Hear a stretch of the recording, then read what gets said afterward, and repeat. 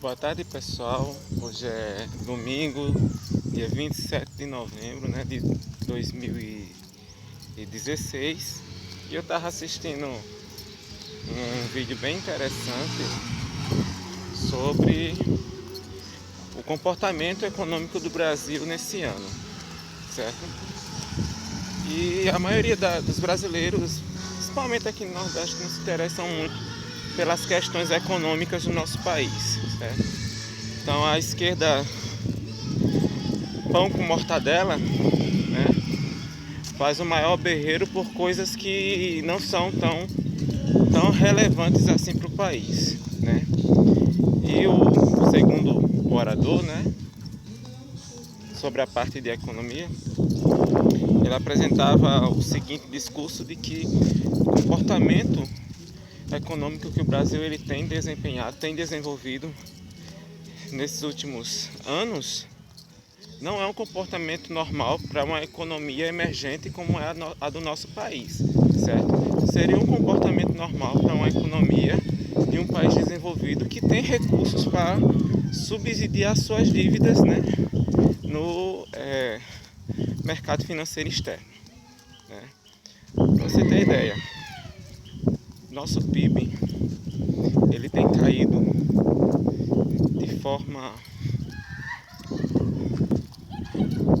de forma, como eu posso dizer, surpreendente, né?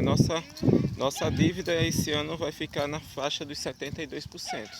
E isso é uma dívida de mercado que estava apropriada, né? Vou sentar aqui um instantinho para continuar o vídeo. Isso é uma dívida que é apropriada para países que estavam passando por situação de crise econômica no período de 2007, né? Aquele mesmo período lá em que a Grécia quebrou e tal. E muitos outros países europeus também passaram pela mesma situação e a dívida realmente era muito acima, né, dos 70%, né? E os esquerdistas, né, os petistas, eles se vangloriam que Lula pagou a dívida externa do Brasil. Gente, isso é uma falácia. O que o PT ele fez, ele pagou os juros da dívida. A dívida ela não foi liquidada. O que foi liquidado foi os juros. Então ele pagou aqueles juros desde a época de Dom Pedro, né, Dom Pedro II, até o período, né, do governo lulopetista, né, e liquidou, né, esses juros. Não liquidou a dívida, entendeu? A dívida ela continua e ela está maior, né? Porque já vai no 72, representa 72% do nosso PIB esse ano, e a previsão é que ultrapasse os 102%. Quer dizer, então ano que vem nossa arrecadação possivelmente vai continuar caindo. Esse ano a arrecadação foi muito baixa, né? O ano passado foi mais baixo ainda, mais baixo ainda, né? E assim, eu não vou vir aqui dizer não, encher o coração do brasileiro de esperança de que tudo vai voltar a funcionar perfeitamente. Não, gente. Faça quase que uma revolução em relação à PEC 55 ou PEC 241, né? E por mais que eu não goste da PEC, a PEC ela é necessária nesse momento, porque mesmo que ela não seja aprovada, o governo brasileiro ele vai ter que ter prioridades. Ele vai ter que ter prioridades, entendeu? Porque o PIB que nós arrecadamos está muito abaixo do comum. Então, querendo ou não, o governo vai ter que escolher. Ele não vai poder dar acessibilidade, fazer investimento desse dinheiro, né, para todas as áreas. Ele vai ter que priorizar áreas, né? E como se diz, e como sempre, os socialistas, comunistas, eles nunca assumem que a responsabilidade de tudo isso que o nosso país está passando economicamente é culpa deles, não é culpa nossa, é culpa da direita, né? É culpa de Deus, é culpa do diabo, mas nunca é culpa da administração, da má administração deles, dos gastos exorbitantes que eles fizeram, né? Então assim, eu não vou discutir isso, né? Mas eu fico chocado, porque eu particularmente estava com boa expectativa de crescimento econômico para o ano que vem. O governo tinha uma previsão, né, teria um crescimento econômico melhor, mas depois dessa palestra, né, na Comissão de Assuntos Econômicos, né, da Câmara dos Deputados, perdão, do Senado Federal, né, eu fiquei realmente com o pé atrás.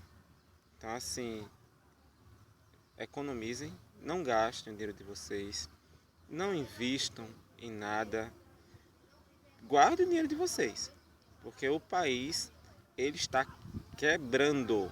Eu já poderia até dizer que nós estamos até quebrados. Nós não temos dinheiro, o PT não deixou dinheiro nem para a gente comprar papel higiênico, certo? O PT fez o rapa, gente. E se não fosse a Operação Lava Jato, com certeza estariam fazendo a mesma coisa que estavam fazendo há anos atrás.